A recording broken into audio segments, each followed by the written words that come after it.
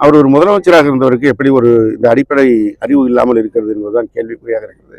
அவருடைய காலத்திலும் கடன் வாங்கப்பட்டிருக்கிறது, அவருக்கு முந்தைய அவருடைய அம்மாவுடைய காலத்திலும் கடன் வாங்கப்பட்டிருக்கிறது.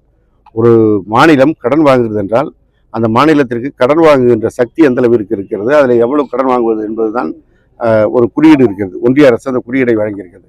நாம் அந்த குறியீடுக்கு குறைவாகத்தான் தமிழ்நாட்டை பொறுத்தவரை வாங்கியிருக்கிறோம்.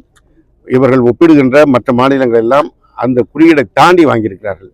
அதே போல வாங்குகின்ற கடன் எந்த அளவிற்கு அடிப்படை வசதிகளை மேம்பாடு செய்யப்படுகிறது என்று இந்தியா முழுவதும் சுற்றி பார்க்கின்ற ஒரு வாய்ப்பு கிடைத்தால் எடப்பாடி அவர்களுக்கே தெரியும்.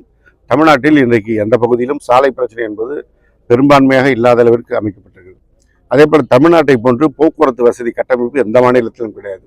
அதே போல மின்சார கட்டமைப்பு இன்றைக்கும் பல மாநிலங்களில் 20% 30% பகுதிகள், ஒரு ஒட்டுமொத்த மாநிலத்திலேயே மின்சாரம் வழங்கப்படாத பகுதிகள் இருக்கிறது.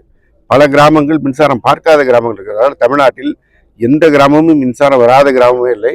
எல்லா இணைப்புகளும் விண்ணப்பித்து உடனுக்குடன் வழங்குகின்ற அளவிற்கு தமிழ்நாடு இருக்கிறது. இப்படி எல்லா துறைகளிலும் மிக சிறப்பாக செயல்படுகின்ற ஒரு மாநிலமாக இருக்கின்ற போது கூடுதல் மக்கள் தேவைக்கும் கூடுதல் சேவைகளுக்கும் கடன் வாங்குவது என்பது அது இயல்பு.